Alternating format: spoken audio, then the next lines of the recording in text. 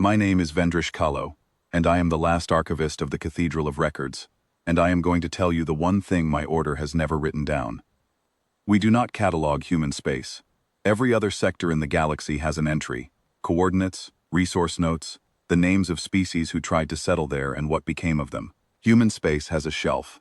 The shelf is empty, not blank. Empty, the way a held breath is empty, the way a closed eye is empty. There is a difference, and after 900 years of tending that shelf, I have learned to feel it on my skin before I see it with my eyes. I was not always afraid of it. When I was young in this order, I believed, as the younger archivists still believe, that the shelf was empty because humans destroyed every expedition that came near enough to write a report. That is the story we tell the initiates. It is a good story. It keeps them from asking questions with their hands instead of their mouths. It is also, I now know, only half true, and the half we leave out is the half that matters.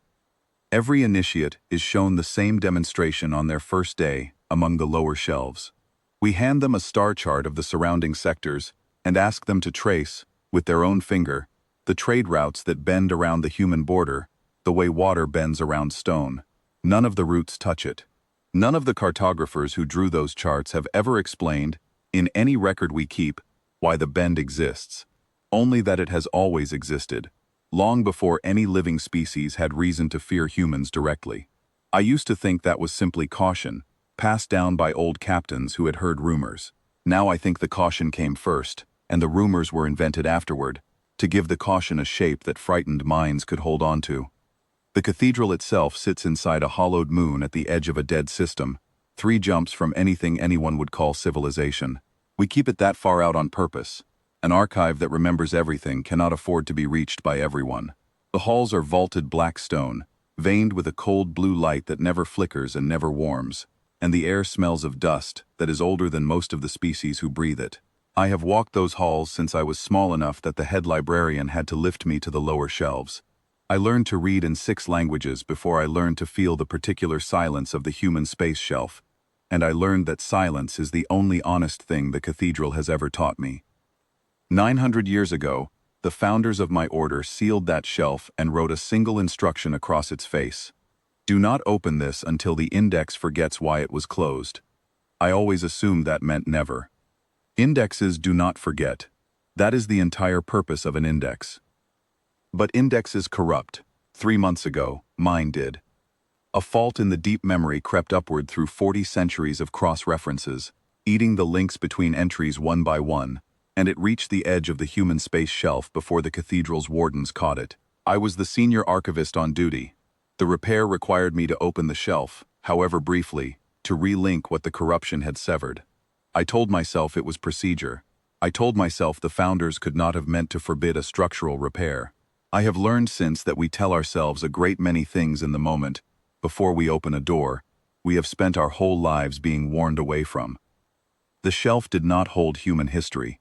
I want to be precise about this, because precision is the only discipline I have left.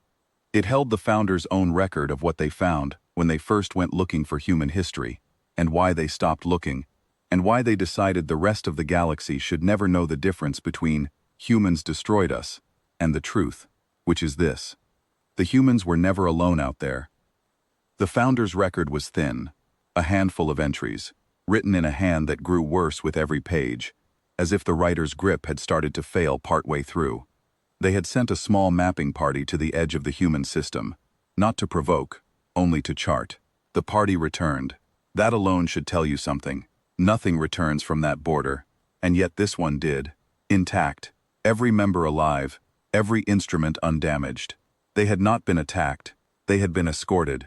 Something had walked them to the edge of the system and walked them back out again, and it had not been human, and it had not introduced itself, and the humans they did glimpse, at a great and careful distance, behaved the entire time like tenants who knew exactly whose building they were standing in.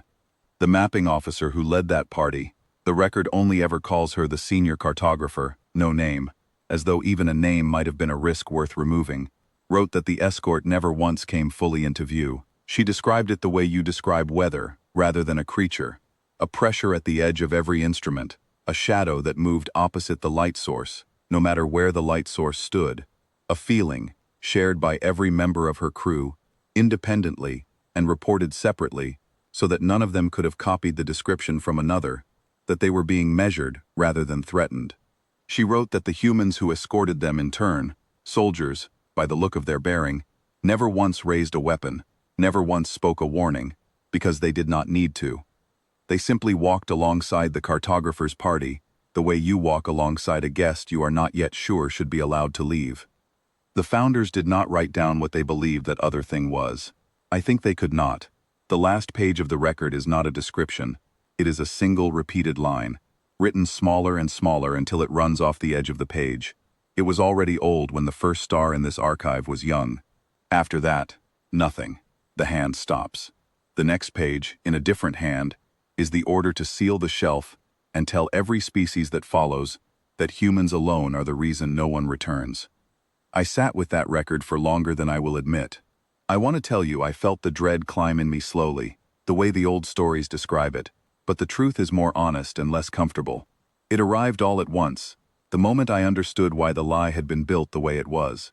If the galaxy believed humans were the wall, they would fear a wall, a hard, knowable thing, with edges, with a reason, with a shape that hatred could hold on to. A wall can be respected. A wall can even, eventually, be tested by some species arrogant enough to try. But if the galaxy understood what the founders understood, that humans were not the wall, but the watch standing in front of it, and that the thing behind the watch had been old before there was a galaxy to be old in, there would be no wall left to respect. There would only be the floor falling away under everyone, all at once, forever. I do not believe humans built that quiet. I believe they inherited it, the way a small house inherits the silence of standing next to something far larger that has simply chosen not to move yet. And I believe, though the founders never wrote this, and I will not write it either, beyond this one telling, that the reason no one returns from attacking Earth is not cruelty. It is that something behind the humans does not consider a single dead intruder worth a report. I resealed the shelf myself, with my own hands, before the rest of the order finished the corruption repair. I relinked the index to show that nothing inside had changed, because nothing should have. I wrote, in the founder's old hand style, a closing note for whoever opens this next, however many centuries from now, when the index forgets again, as it always eventually does, the lie holds. Keep it holding. Some doors are not locked to keep you out. They are locked to keep what is on the other side from noticing that you knocked. I am old now, and I will not live to see whether the next archivist obeys that note or breaks it, the way I broke the one before mine. I only know that I sleep, these last months, with the lights of my chamber left burning, in a cathedral built specifically for the dark, and that when the younger ones ask me why, I tell them it is an old archivist's habit, nothing more. It is not nothing more.